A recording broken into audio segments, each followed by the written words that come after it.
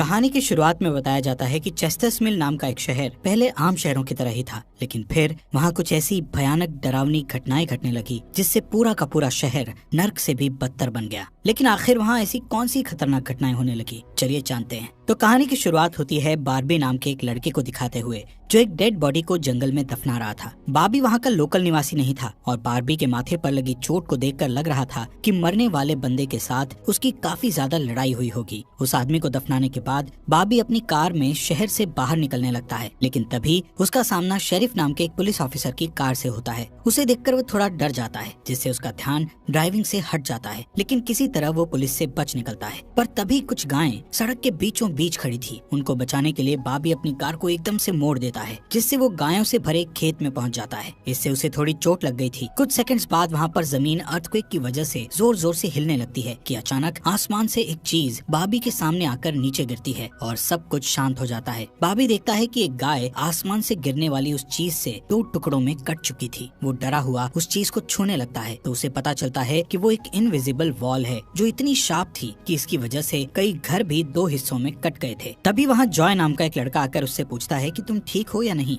वो भी उस इनविजिबल दीवार को देखकर शॉक्ड रह जाता है। दूसरी तरफ शेरिफ और लिंडा को खबर मिलती है कि उस पूरे टाउन की पावर सप्लाई कट गई है, फोन लाइंस बंद हो गई हैं और इंटरनेट भी काम नहीं कर रहा है। यहाँ तक कि सारे सैटेलाइट कनेक्शंस भी काम करना बंद कर गए थे। तभी शहर के ऊपर से उड़ रहा एक प्लेन उस इनविजिबल वॉल से टकराकर क्रैश हो जाता है, जिसे देखकर लोग और भी ज्यादा घबरा गए थे। और ये बात कंफर्म हो जाती है कि ये सिर्फ एक इनविजिबल दीवार नहीं बल्कि एक राउंड शेप डोम यानी गुम्बद है जिसने आधे शहर को कवर कर लिया है। वहीं दूसरी साइड हम एक रेडियो स्टेशन पर फिल और उसकी असिस्टेंट डोडी को देखते हैं जो सिग्नल लाने की कोशिश कर रहे थे। वो दोनों थोड़ा कंफ्यूज थे कि अचानक सिग्नल क्यों चला गया। यहाँ पर फिल को लगता है कि ये अच्छा मौका है उनकी रेडियो रेटिंग्स को हाई करने का, इसलिए वो दोनों सिग्नल को ठीक करने में लग जाते हैं। वहीं एक फायर ट्रक डोम की दूसरी तरफ से आ रहा था, जिसे देख बार्बी ट्रक वाले को इस इनविजिबल वॉल की तरफ इशारा करता हुआ उसे रुकवाकर क्रैश होने से बचा लेता है। थोड़ी देर बाद वहाँ इन्वेस्टिगेशन करने के लिए कुछ पुलिस वाले आते हैं, पर इस इनविजिबल डोम को समझना उनके बस की बात नहीं थी। उसी समय वहाँ पर एक शहर का काउंसिलमैन जिसका नाम बिग जिम था वो भी पहुँच जाता है, लेकिन उसे भी इस डोम के बारे में कुछ भी समझ नहीं आता। यहाँ पर पुलिस को इन्फॉर्मेशन मिलती है कि उस शहर की तरफ आने वाले सभी रास्तों को बंद कर दिया गया है क्योंकि उस डोम की वजह से बहुत सारे एक्सीडेंट हो रहे हैं। इसके थोड़ी दूर घर पर जूनियर नाम का लड़का एंजी नाम की लड़की के साथ इंटीमेट हो रहा था। एंजी पेशे से नर्स थी और जो की बड़ी बहन भी थी। इंटीमेट होने के बाद जूनियर एंजी से कहता है कि मैं तुमसे बहुत प्यार करता हूँ, लेकिन एंजी उसे कहती है कि वो उसके लिए ऐसा कुछ फील नहीं करती। इससे जूनियर का दिल टूट जाता है और उन दोनों में बहस होने लगती है। यहाँ पर उनकी बहस इतनी बढ़ जाती है कि एंजी उसे थप्पड़ मारकर वहाँ से चली जाती है। इसके बाद हम 3 लोगों की फैमिली को देखते हैं, जिसमें मदर कैरोलीन, एलिस और उन दोनों की बेटी नोरी उसी टाउन की तरफ जा रही थी। उन्हें इस बात की खबर नहीं थी कि डोम ने उस टाउन को कवर किया हुआ है। दूसरी तरफ हम जूलिया नाम की एक इन्वेस्टिगेटिव रिपोर्टर को देखते हैं जिसका चेस्टर्स मिल शहर में बहुत नाम था। एक दिन एक औरत उसे एक सीक्रेट खबर देने के लिए कॉल करती है। वो औरत उसे बताती है कि उसने उस वीक चेस्टर्स मिल में प्रोपेन से भरे 6 ट्रक को जाते हुए देखा है और उसके हिसाब से इतनी बड़ी क्वांटिटी में प्रोपेन जैसे फ्यूल का शहर में आना किसी खतरनाक प्लान का हिस्सा हो सकता है। जूलिया उस औरत को इस बारे में इन्वेस्टिगेशन करने का वादा करती है, पर वो अपने काम में ज्यादा बिजी होने के कारण उस पर ध्यान नहीं दे पाती। वहीं बिग जिम रेडियो स्टेशन जाकर इमरजेंसी की अनाउंसमेंट करता है। कैरोलीन जो एलिस और नॉरी के साथ शहर में आ रही थी ये अनाउंसमेंट सुन लेती है, पर उन्हें लगता है कि ये किसी तरह का एडवर्टीजमेंट है, इसलिए वो इस अनाउंसमेंट पर ध्यान नहीं देती और उनकी कार डोम से टकराते टकराते बचती है क्योंकि उससे पहले दूसरी तरफ से आ रहा एक ट्रक डोम से टकराकर क्रैश हो जाता है, जिसे देखकर वो तुरंत अपनी कार की ब्रेक लगा देती है। इतने बड़े इंसिडेंट को देखकर नॉरी के दौरे पड़ने लगते हैं, जिससे वो बेहोश हो जाती है, लेकिन बेहोश होने से पहले वो किसी पिंक स्टार के बारे में कहती है। अब यहाँ से नॉरी को जल्दी से हॉस्पिटल में ले जाया जाता है, जो कि टाउन में होने वाली घटनाओं से घायल हुए लोगों से भरा पड़ा था। वहीं जूलिया और बार्बी घायल हुए लोगों को हॉस्पिटल ला रहे थे। इसी हॉस्पिटल में जूलिया का हस्बैंड भी डॉक्टर था। वो उससे मिलने जाती है, लेकिन उस वक्त उसका हस्बैंड हॉस्पिटल में नहीं था। हॉस्पिटल में जूलिया को पता चलता है कि उसका हस्बैंड संडे को कभी काम नहीं करता था, पर वो जूलिया को हमेशा झूठ बोलता आ रहा था। हॉस्पिटल के बाहर हम बार्बी और एंजी को मिलते हुए देखते हैं। दोनों को साथ देखकर जूनियर के अंदर एक अलग सी जलन पैदा होती है। वहीं अब टाउन के बॉर्डर्स को सैनिकों द्वारा सील कर दिया जाता है।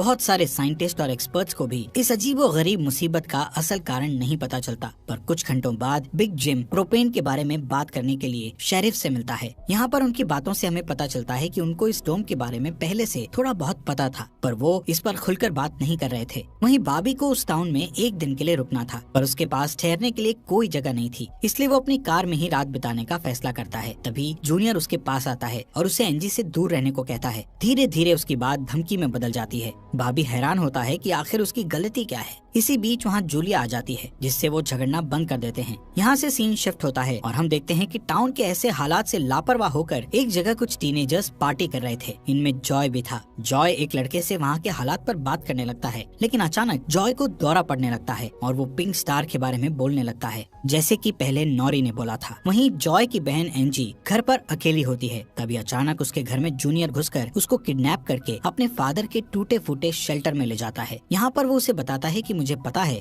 शहर को कवर किए इस डोम के बारे में। यहाँ पर एंजी को उससे ये भी पता चलता है कि बिग जिम ही जूनियर का फादर है। जूनियर एंजी को ये भी बताता है कि उसके फादर अपनी फैमिली की सुरक्षा को लेकर हमेशा चिंतित रहते थे, इसलिए उन्होंने फैमिली के लिए ये शेल्टर बनाया था। वहीं दूसरी साइड जूलिया बॉबी को अपने घर में ठहरने के लिए लाती है। तभी अचानक बॉबी की नजर उसके हस्बैंड की फोटो पर पड़ती है और उसे रियलाइज होता है कि ये वही आदमी है जिसे उसने सुबह मारा था। दूसरी तरफ लिंडा और शेरिफ सभी व्हीकल्स पर नजर रख रहे थे ताकि कोई भी गलती से इस डोम से न टकरा जाए। तभी अचानक शेरिफ को अटैक आ जाता है और वो वहीं पर मर जाता है। अब यहाँ से हमें सुबह की घटना फ्लैशबैक में दिखाई जाती है, जहाँ बॉबी टाउन में जूलिया के हस्बैंड जो डॉक्टर थे उनसे मिलने आया था। वो उनसे कुछ पेमेंट की बात करता है, पर डॉक्टर उसे पेमेंट देने से इनकार कर देता है, जिस वजह से उन दोनों में झगड़ा हो जाता है और एक्सीडेंटली बॉबी उसे गोली मार देता है। बॉबी जानता था कि भले ही उसने उसे गलती से मारा है, पर उसे इसकी सजा मिलेगी और इससे बचने के लिए उसने उसकी बॉडी को जंगल में दफना दिया। वहीं प्रेजेंट में सुबह उठकर बार्बी देखता है कि उसके गले की चेन गायब है, तो वो जूलिया से इसके बारे में पूछता है। जूलिया उससे कहती है कि वो उसकी चेन को ढूंढकर उसे दे देगी, पर तभी बॉबी को याद आता है कि वो चेन उस केबिन में ही गिर गया था जहाँ उसने उसके पति को मारा था। उधर जॉय अपने फ्रेंड बेन के साथ था, जिसने पिछली रात सीजर के वक्त उसकी मदद की थी। बेन जॉय से पिंक स्टार के बारे में पूछता है, जो उसने रात को दौरा पड़ते वक्त कहा था, लेकिन जॉय को उसके बारे में कुछ भी याद नहीं आ रहा था।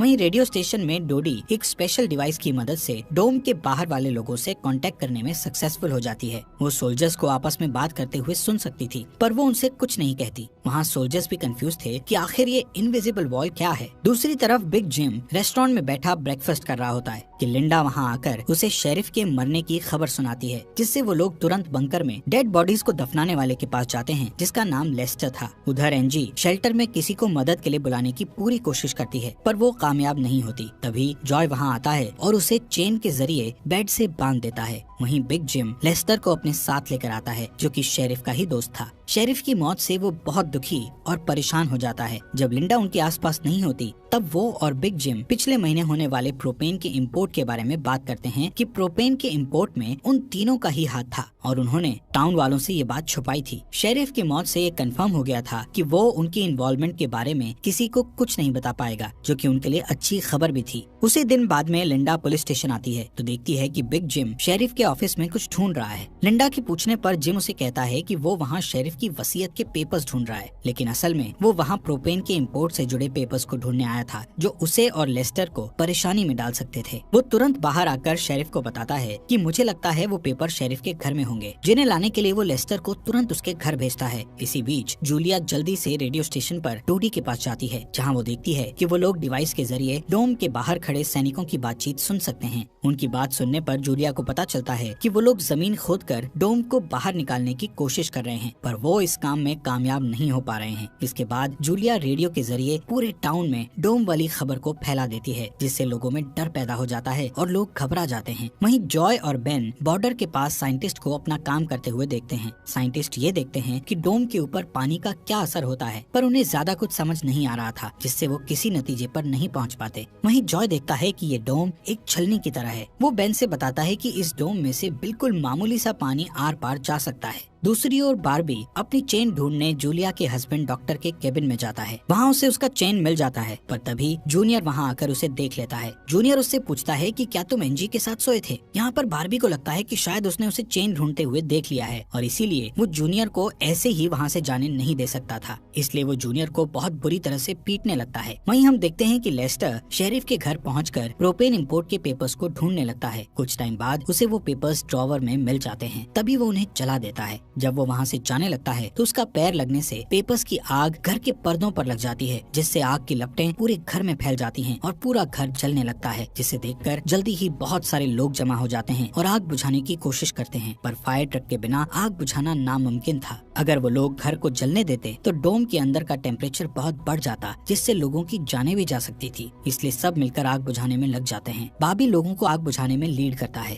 तभी लिंडा को घर के अंदर से लेस्टर की चीखने की आवाजें सुनाई देती है। वो अंदर जाकर उसे घसीट कर बाहर निकाल लाती है और इलाज के लिए डॉक्टर के पास भेज देती है। यहाँ पर लोगों को आग बुझाने में 1 घंटे के बाद भी कामयाबी नहीं मिलती, उल्टा आग और भड़क जाती है। आखिर में जिम लोडर लेकर आता है और घर को गिरा देता है। तब कहीं जाकर आग शांत होती है। इसके बाद सारे थके हुए लोग इकट्ठा होते हैं। उनमें से पॉल नाम का एक पुलिस वाला फ्रस्ट्रेट होकर कहता है कि हम सभी लोग इस डोम से कभी भी बाहर नहीं निकल पाएंगे, क्योंकि ये डोम आग से जो धुआं निकला है उसे बाहर नहीं निकलने दे रहा। वो कहता है कि हम सभी इस डोम के अंदर ही मरने वाले हैं। इतना कहता हुआ वो हवा में गोली चला देता है, जो कि डोम से टकराकर एक दूसरे पुलिस वाले को लग जाती है और वो तुरंत मर जाता है। यहाँ पर पॉल को अरेस्ट कर लिया जाता है। अंधेरा होने पर जॉय और उसके दोस्त स्केटिंग के लिए जाते हैं। तभी वहाँ पर नोरी जॉय के पास आकर उसे कहती है कि उसे अपना फोन चार्ज करना है। जॉय उसे अपने घर ले जाता है, क्योंकि उसके घर में जनरेटर था, जो कि उस टाउन के गिने चुने घरों में ही था। उधर लिंडा पॉल को जेल लेकर आती है। वहाँ कुछ लोग पुलिस स्टेशन के बाहर प्रोटेस्ट कर रहे थे। असल में वो लोग पुलिस के घटिया सिस्टम का विरोध कर रहे थे। जिम उन सबको ये कहकर शांत करता है कि जरूरत पड़ने पर उन सबकी मदद की जाएगी। लॉकअप में बंद होने के बाद पॉल को हार्ट अटैक आ जाता है, जिससे लिंडा उसकी मदद के लिए दौड़कर अंदर जाती है, लेकिन तभी उसे पता चलता है कि पॉल सिर्फ अटैक आने की एक्टिंग कर रहा था। इसी मौके का फायदा उठाकर पॉल उसे धकेलकर उसे लॉकअप में बंद करके वहाँ से भाग जाता है। इधर बंकर में जूनियर फिर से एनजी के पास जाता है। एनजी समझ चुकी थी कि अगर उसे यहाँ से निकलना है तो उसे जूनियर को झूठे जाल में फंसाना पड़ेगा, इसीलिए वो उससे अपने बचपन की यादें साझा करती है, जब वो दोनों एक बंद टनल में जाया करते थे, और कहती है कि हो सकता है डोम का टनल पर कोई असर नहीं हुआ हो, तो वो लोग बाहर जा सकते हैं। यहाँ पर एनजी सोचती है कि अब वो उसके प्यार के जाल में फंस गया है तो शायद वो उसे छोड़ दे, लेकिन ऐसा कुछ नहीं होता। जूनियर अकेले ही उस टनल में जाने का प्लान बनाता है। वहीं जिम जब पुलिस स्टेशन में आता है तो पॉल की जगह लिंडा को लॉकअप में बंद देखता है। वो तुरंत उसे लॉकअप से बाहर निकालता है। उन्हें पता चलता है कि पॉल अपने साथ एक राइफल और कुछ गोलियां लेकर गया है। लिंडा तुरंत उसकी तलाश में जंगल की ओर निकल जाती है, क्योंकि उसे पता था कि पॉल अक्सर शिकार करने जंगल की तरफ जाया करता था। वहीं जिम पॉल को पकड़ने के लिए एक टीम तैयार करता है। उधर रेस्टोरेंट में बैठी कैरोलीन को नॉरी की फिक्र हो रही थी, क्योंकि वो पिछली रात अपनी दोनों मदर्स को बिना बताए जॉय के घर रुक गई थी। वहीं जिम लोगों से पॉल को तलाश करने के लिए उसकी टीम ज्वाइन करने को कहता है। वो बाबी से भी उनके साथ चलने को कहता है, क्योंकि वो आग बुझाने में अच्छा लीडर साबित हुआ था। इसके बाद वो लोग जंगल में जाने लगते हैं। रास्ते में बार्बी अपनी खूबियां दिखाता हुआ उनसे कहता है कि वो मिलिट्री में भी रह चुका है। वहीं दूसरी ओर जूलिया जूनियर को टनल की तरफ जाते हुए देखती है। वो उसे रोककर पूछती है कि वो बैग पैक करके कहाँ जा रहा है, लेकिन जूनियर बहुत जल्दी में था और वो नर्वस भी था। वो कहता है कि मैं बस यहीं पास में अपने दोस्त से मिलने जा रहा हूँ। इससे जूलिया का शक उस पर और भी बढ़ जाता है और वो उसका पीछा करती हुई टनल तक पहुँच जाती है। उधर जॉय के घर पर जॉय और नॉरी साथ में नाश्ता कर रहे थे। जॉय पहले कभी किसी लड़की के साथ अकेला नहीं रहा था, इसलिए थोड़ा नर्वस फील कर रहा था, जबकि नॉरी कॉन्फिडेंट थी और बातचीत में भी हाजिर जवाब थी। तभी बेन और 2 लड़कियों को अपने साथ लेकर उसके घर आ जाता है, जिन्हें फोन चार्ज करना था। उन्हें इम्प्रेस करने के लिए बेन को जनरेटर यूज करना था, जिसके लिए जॉय बेन को थोड़ी बेदिली से इजाजत दे देता है, क्योंकि उस टाउन में जनरेटर एक बहुत काम की चीज थी और इस तरह उसका मिसयूज करना उसे सही नहीं लग रहा था। उधर जंगल में हम देखते हैं कि सर्च टीम पॉल को ढूंढ लेती है, पर उसी टाइम पॉल एक लड़के की टांग में गोली मार देता है। दूसरा लड़का भी उसे संभालने के लिए वहीं रुक जाता है, जबकि जिम और बार्बी पॉल के पीछे भागते हैं। दूसरी तरफ जूनियर टनल के आखिरी सिरे पर पहुंच जाता है, जहां पहुंचकर उसे पता चलता है कि डोम ने टनल को भी कवर किया हुआ है। वो दीवार के बिल्कुल करीब पहुंच जाते हैं, जिससे उसकी टॉर्च टॉर्च जलने लगती है। तभी जूलिया वहाँ आकर उसे वार्न करती है। जूलिया को देखकर जूनियर को बहुत गुस्सा आता है क्योंकि वो उसका पीछा कर रही थी। इस बात से जूनियर पागलों की तरह उस इनविजिबल वॉल को मुक्के मारने लगता है, जिससे जूलिया उसे रोकती है। फिर दोनों बैठकर बात करने लगते हैं। जूलिया उसे बताती है कि अपने पास्ट में की गई एक गलती की वजह से वो जर्नलिस्ट की इस बेकार सी जॉब में फंस गई है। उधर जॉय का घर लोगों से भर जाता है जो अपनी अपनी जरूरत के लिए उसके जनरेटर को यूज करने के लिए आए थे। एक बदमाश लड़का लोगों से जनरेटर यूज करने के बदले में पैसे वसूलने की कोशिश करता है, जो कि उसका था ही नहीं, लेकिन उसके खिलाफ बोलने की किसी में हिम्मत नहीं थी। ये देखकर नॉरी सब कुछ हैंडल करने के लिए आगे बढ़ती है, पर मामला और भी ज्यादा गर्म हो जाता है। लेकिन इससे पहले कि कुछ गलत होता तभी लाइट ही चली जाती है। नॉरी इस बात से बहुत खुश होती है कि जॉय ने उस बहस में उसका साथ दिया। वहीं जंगल में बॉबी और जिम पॉल तक पहुंच जाते हैं, पर पॉल ने अपनी राइफल निकाल रखी थी, जिससे वो जिम को मारने ही वाला था कि तभी पीछे से लिंडा आकर उसे शूट कर देती है। दूसरी साइड कैरोलीन जॉय के घर जाकर अपनी बेटी नोरी से मिलती है। वो नोरी से कहती है कि उसे थोड़ा जिम्मेदार बनना चाहिए। उसकी डांट सुनकर जॉय और नोरी एक दूसरे का हाथ पकड़ लेते हैं, जिससे एक स्ट्रेंज स्पार्क पैदा होता है और उसी वक्त दोनों को दौरे पड़ने लगते हैं। वो दोनों एक साथ किसी पिंक स्टार के बारे में बात कर रहे थे। उधर जूनियर शेल्टर में एनजी के पास जाता है, लेकिन इस बार उसके हाथ में फर्स्ट एड किट थी। एनजी उसके जख्मों पर मरहम पट्टी करती है और चुपके से सीजर अपने पास रख लेती है। वहीं हम देखते हैं कि जूलिया और बार्बी दिन भर की थकान के बाद वापस घर लौटते हैं, लेकिन जूलिया जूनियर की बातें सुनने के बाद से ही बार्बी पर शक करने लगी थी। और जब बार्बी नहाने जाता है तो जूलिया उसका सामान चेक करने लगती है। चैनल को सब्सक्राइब करना मत भूलना। और आपको ये अंडर द डोम सीरीज यहाँ तक कैसी लगी, इस सीरीज के नेक्स्ट एपिसोड लाएं या नहीं, कमेंट बॉक्स में हमें जरूर बताएं।